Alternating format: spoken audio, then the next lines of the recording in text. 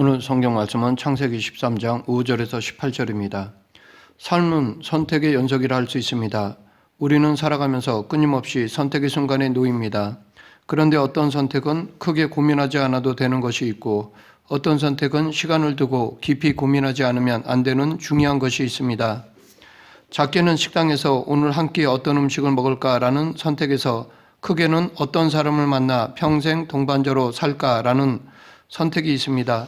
작은 선택은 잘했든 못했든 내 인생에 크게 좌우하지는 않지만 중요한 선택은 내 인생에 크게 영향을 끼칩니다. 그러하기에 중요한 선택에 있어서 믿는 그리스도인들은 하나님의 뜻을 알려고 하는 것인지도 모릅니다. 왜냐하면 하나님의 뜻을 알면 그런 중요한 선택의 상황에서 최선의 선택을 할 수 있고 그 선택으로 인해 좋은 결과를 얻을 수 있기 때문입니다.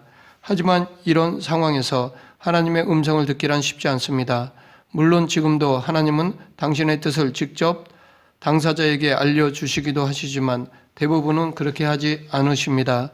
왜냐하면 지금 우리들에게는 하나님의 뜻을 알 수 있도록 해주신 것이 있기 때문입니다.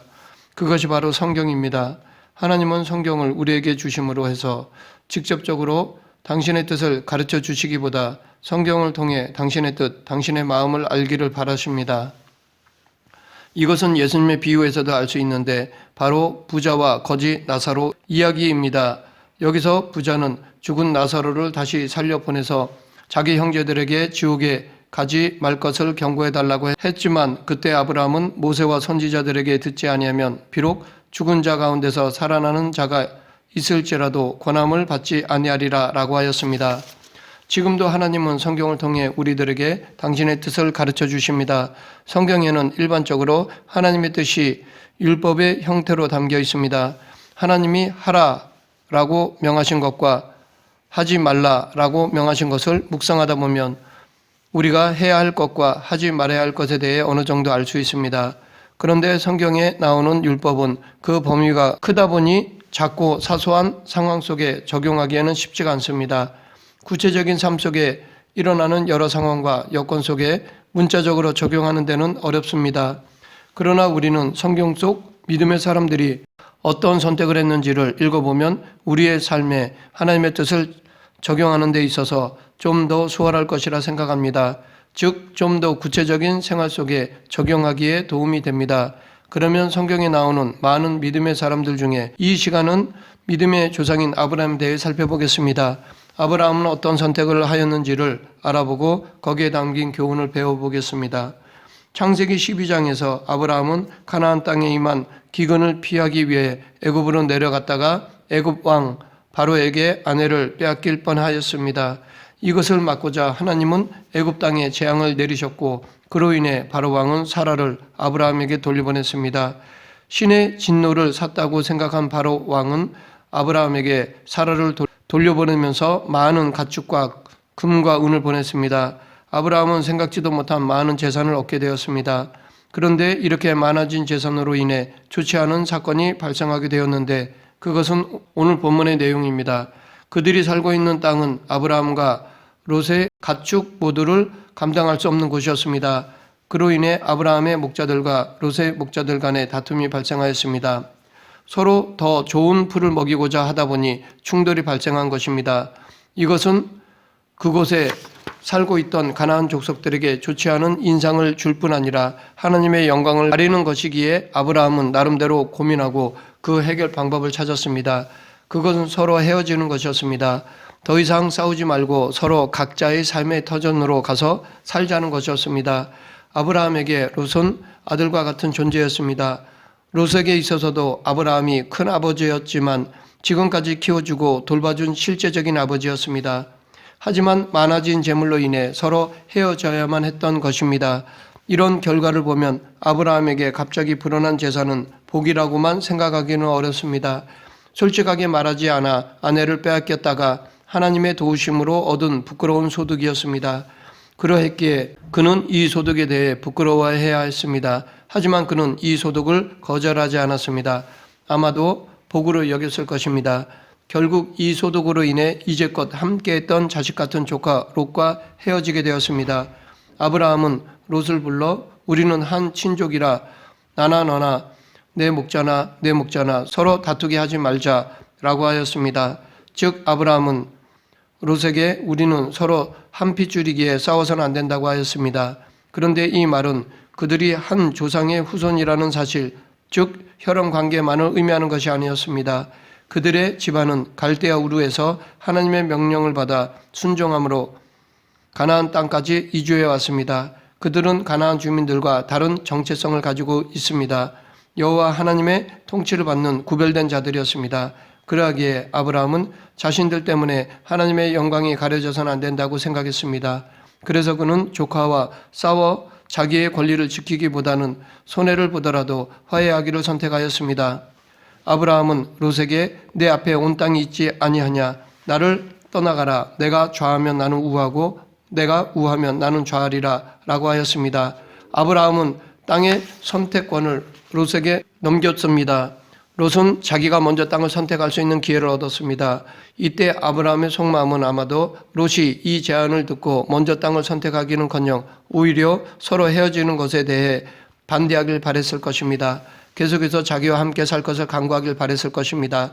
자기를 친아들로 받아들여 달라고 조르기를 바랬을 것입니다. 만약 그랬다면 아브라함은 못 이기는 척하며 다시 롯과 함께 했을 것이고 더 나아가 롯을 친아들로 받아들여 자신의 모든 것을 주었을 것이라 생각합니다.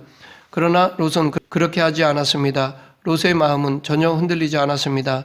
그는 오히려 기다렸다는 듯이 눈을 들어 요단 지역을 바라보았습니다. 요단 지역은 요단강 때문에 온 땅에 물이 넉넉하여 비옥했습니다. 롯이 보기에 그곳은 마치 여호와의 동산 같고 애굽 땅 같아 보였습니다. 여호와의 동산 같다는 말은 아마도 그들이 표현할 수 있는 가장 풍요로운 땅을 의미한다고 하겠습니다. 그리고 애굽 땅 같다라는 것은 얼마 전에 다녀온 나일강 유역의 비옥한 땅을 연상했기 때문일 것입니다. 여기서 롯이 땅을 선택한 기준은 물의 넉넉함이었습니다. 다시 말해 세상적인 좋은 조건, 즉 이익이었습니다. 그는 자기에게 더 큰 이익이 되는 땅을 찾았습니다. 눈에 보이는 세상적인 이익 앞에 그는 전혀 주저함 없이 그 땅을 선택하였던 것입니다. 롯은 하나님을 모르는 사람이 아니었습니다.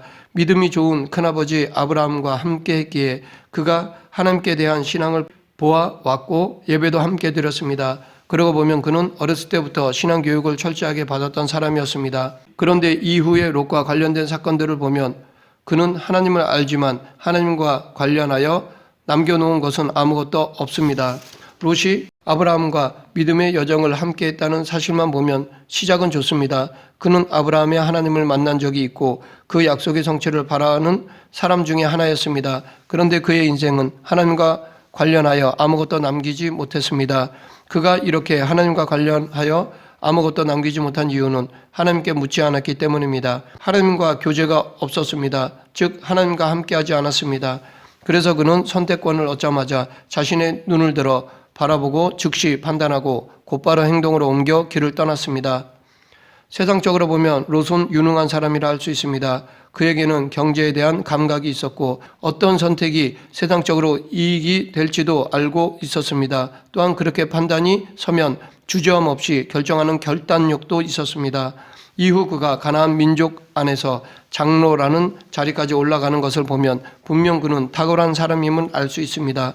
그러나 그렇다고 신실한 하나님의 백성이라고 할 수는 없습니다. 왜냐하면 그는 하나님에게 아무것도 묻지 않았기 때문입니다. 그의 행동은 하나님을 믿지 않은 세상 사람들과 아무런 차이가 없었습니다. 그러면 믿음의 조상인 아브라함의 선택은 어떠했나요? 그는 롯에게 선택의 기회를 양보했습니다. 그는 스스로 선택권을 내려놓았습니다. 이것은 곧 인생의 길을 자기의 눈을 들어 바라보고 정하지 않겠다는 것으로 볼 수 있습니다. 그는 자신이 주인이 되어 살려고 하지 않고 자신의 선택권을 내려놓았습니다. 이렇게 아브라함이 당연히 주장할 수 있는 권리를 포기했을 때 하나님이 아브라함을 찾아오셨습니다.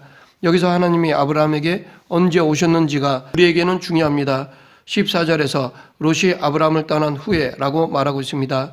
자기 눈을 들어 땅의 풍요로움을 바라본 후 그곳으로 가는 롯에게 하나님은 찾아오지 않으셨습니다. 하나님은 롯처럼 자신이 주인이 된 자에게는 찾아올 마음이 없으셨던 것입니다. 이것은 지금도 마찬가지라 생각합니다. 하나님은 당신에게 관심이 없는 자들에게 별 관심을 두지 않으십니다. 물론 당신의 뜻을 이루기 위해 계속 필요하다면 강권적으로 사용하시지만 필요 없으면 그냥 놔두십니다. 그래서 자기 눈을 믿고 자기의 모든 것을 선택하는 자들은 하나님의 뜻을 알지 못할 뿐 아니라 의의 길로 인도받지 못하는 것입니다. 반면에 자기의 주도권을 하나님께 넘겨드린 아브라함에게는 하나님이 주도적으로 일하십니다. 즉 하나님은 친히 아브라함에게 눈을 들어 북남동서를 바라보라고 하셨습니다. 보이는 모든 땅을 아브라함과 그의 자손에게 주겠다고 하셨습니다. 17절을 보면 하나님은 더 구체적으로 더 넓은 땅을 차지할 방법을 가르쳐 주시기까지 하셨습니다. 너는 일어나 그 땅을 종과 횡으로 두루 다녀 보라. 내가 그것을 내게 주리라. 그런데 아브라함은 하나님이 하신 말씀대로 하지 않았습니다. 아브라함은 사방으로 뛰어다니지 않았습니다. 더 넓은 땅을 차지하기 위해 움직이지 않았습니다. 18절 이에 아브라함이 장막을 옮겨 헤브론에 있는 마므레 상수리 스풀에 이르러 거주하며 거기서 여호와를 위하여 제단을 쌓았더라. 아브라함은 하나님의 말씀에 대한 반응으로 헤브론으로 장막을 옮겼을 뿐이었습니다. 상식적으로 하나님의 이 약속을 받았다면 더 넓은 땅을 소유하기 위해 계속해서 두루 다녔어야 했습니다. 그래서 많은 지역의 이름들이 열거되어야 했는데 아브라함은 헤브론으로만 가서 제단을 쌓았습니다.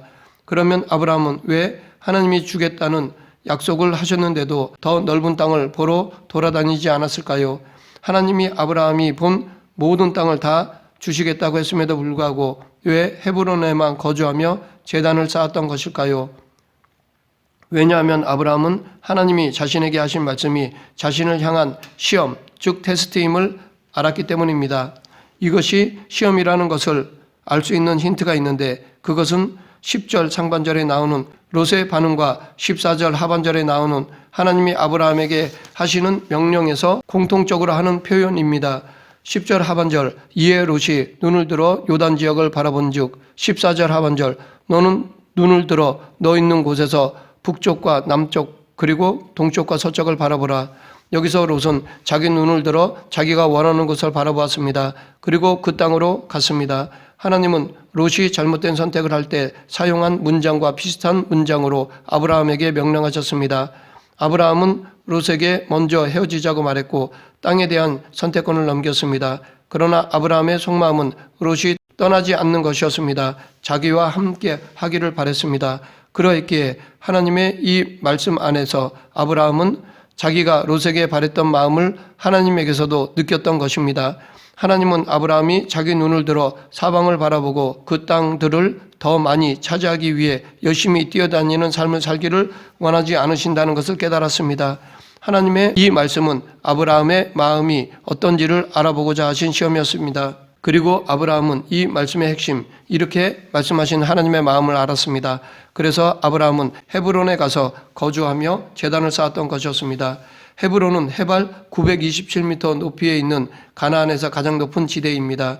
그곳은 농사는커녕 목축을 하기에도 어려운 땅입니다. 그런데 아브라함은 그곳에서 20년 이상 거주하였습니다. 즉 넓은 땅을 차지하는 것을 포기했습니다.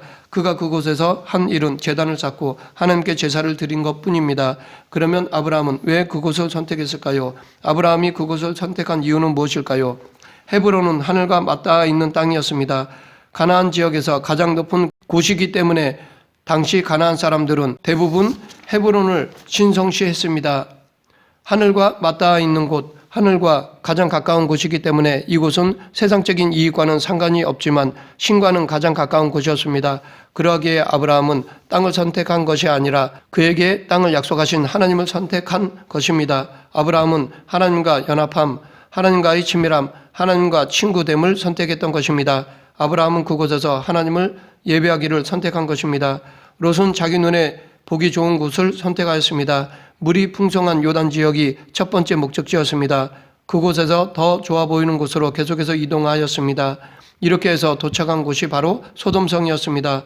롯은 하나님 보시기에 죄가 가득한 소돔성으로 들어갔고 거기에 뿌리를 내렸습니다. 그리고 그곳에서 세상적인 성공을 이루었습니다. 그는 소돔에서 성문에 앉은 자, 다시 말해 그 도시의 장로가 되었습니다. 그는 악한 세상 속에서 높은 자리에 올라섰습니다. 반면 아브라함은 25년 동안 헤브론에서 하나님께 제사를 드리며 살았습니다. 세상적인 시선으로 보면 아브라함은 실패는 아니더라도 성공하지 못한 별 볼 일 없는 삶이었다고 볼 수 있습니다. 그러나 세상에서 유명해진 롯은 하나님에게서 잊혀졌지만 하나님과 친밀함을 위해 사람들에게 잊혀졌던 아브라함은 하나님의 친구가 되었습니다. 그 결과 소돔과 고모라는 죄가 관영하여 하나님의 심판을 받을 때 소돔에 있던 롯은 그 불의 모든 소유와 아내를 잃어버리고 비참한 신사가 되었습니다. 반면에 하나님과 친밀함을 유지한 아브라함은 심판당하는 소돔의 연기를 바라보며 그들을 위해 중보하였습니다. 오히려 그들을 불쌍히 여기는 자리에 서게 되었습니다. 말씀을 맺겠습니다. 우리는 끊임없는 선택의 삶을 살고 있습니다. 그러하기에 우리는 하나님과의 친밀함이 모든 것을 선택하는 기준이 되어야 합니다. 그럴 때 세상적으로는 비록 고독하고 성공하지 못해도 하나님이 인도하시고 세워주시는 은혜를 누릴 수 있습니다. 우리 모두 하나님을 선택하여 하나님이 인정하고 세워주시는 은혜를 누리는 그리스도인이 되길 간절히 축원합니다. 기도하겠습니다. 생사화복을 주관하시는 하나님 아버지, 세상의 부귀 영화가 아닌 하나님을 선택하는 믿음의 결단을 하게 하시고 매 순간 예수님을 모시고 하나님 우선순위로 살아가는 자들이 되게 하여 주시옵소서. 예수님 이름으로 기도드립니다. 아멘.